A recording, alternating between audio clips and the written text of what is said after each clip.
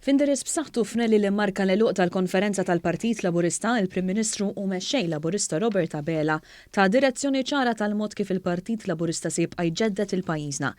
Quddiem folla nies li attendew għall-attività b'konformità sħiħa mal-miżuri tal-awtoritajiet tas-saħħa, il-Prim Ministru qal li l-Partit Laburista fadallu ħafna f'xjoffri għal pajjiżna. Dan għal kuntrarju ta' oppożizzjoni li lanqas biss kienet kapaċi ġġeddet lilha nnifisha. Hawn semma kif f'kull ma jagħmel Gvern Laburista jrid joffri kwalità ta' ħajja aħjar kif se jagħmel fil-budget li se jitressaq fil-11 ta' Ottubru illi ġej. Budget ieħor bla taxxi.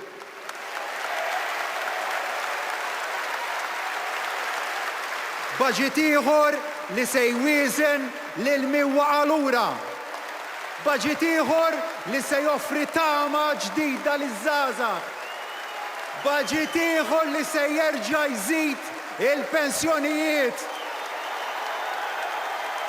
Li se jagħti aktar inċentivi għall-investiment. Iktar xogħol ta' kwalità lil-Lawċin u lil-Maltin. Li jħalli aktar flus fil-but tan-nies. Imma fuq kollox li nsaħħu l-ambjent naturali u anke l-ambjent ta' fejn ngħixu. Imxejna flok ħallejna ċirkostanzi jmexxuna huma u waqt pandemija żammejna lil Malta b'saħħitha biex Gżira ċkejkna kienet eżempju għad-dinja, saħaq il-Prim Ministru. Il-Prim Ministru wara fil-li kien hemm persuni li raw episodi illi ma riflettewx it-twemmin tal-Partit Laburista. Saħaq illi għal dan huwa qed iwieġeb għal aktar xogħol biex lajta ta' Malta l-ewwel u qabel kollox tibqa' lajta tal-Partit Laburista. Kien hawn li semma kif dan il-Gvern fadallu x'jagħmel. U ejja, ħanaqtaw l-ispekulazzjoni, tħalluhomx ifixklukom. Dil-leġislatura vera ma baqalix iżjed minn 9 xhur, iżda ta' ma ntemmitx. Għandna proġetti li se nkunu qed nagħlquhom fil-ġimgħat li ġejjin. Irridu inħabbru u nwettqu budget li juri direzzjoni ċara tal-ħsieb ġdid li rridu nwettqu għal pajjiżna. Il-Prim Ministru semma investimenti li qed joħolqu iżjed impjiegi fosthom dak multimiljonarju tad-delaru u l-ħidma biex jinħolqu aktar spazji miftuħa għal familji. Apparti li semma it-tfulija u l-qortin illi minn miżbliet ġew riġenerati għal parks, semma l-ambjent u l-inċentivi li qed jingħataw anki lin-negozji biex l-operat tagħhom jaqleb għal wieħed aktar ħabib tal-ambjent.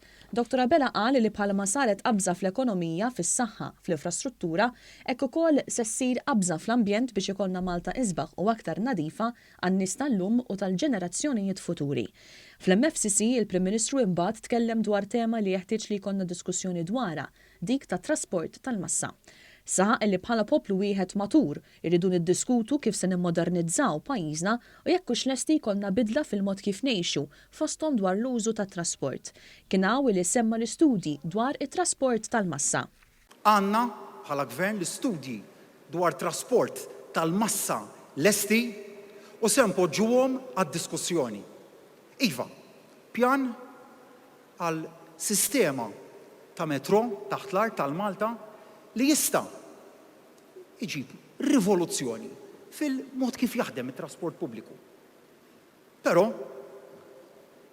il-poplu għaw irid iħares lejn il-fatturi kollha, kemm dawk pożittivi u anke dawk negattivi. Il-mexxej Laburista tkellem dwar l-importanza li l-moviment li qed imexxi jibqa' jiffoka fuq is-saħħa tal-ħaddiem. Qal li l-Partit Laburista ma waqafx joħroġ bidejat ġodda u sansitra jisfida l-ħsieb tal-Gvern. Din hija il-qalb tħabbat ta' dan il-partit li jkompli jiġġedded u jġedded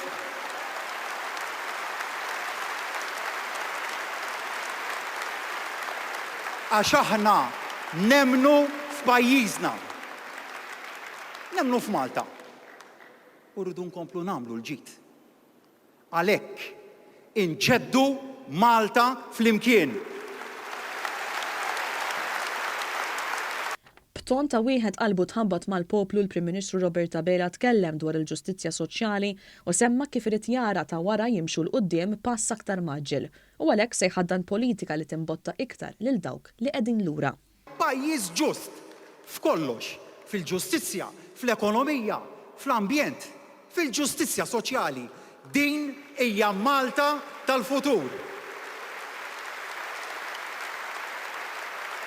Aħna il-futur. Inġeddu għax ma nafux nieqfu nimxu l-qoddim. Malta għax dil-art inħobbuha. Flimkien għax mingħajrkom maħna xejn. Għalhekk l-istedina biex tingħaqdu miegħi, tingħaqdu magħna, tkunu intom l-istilel ta' tim Malta biex inġeddu Malta flimkien.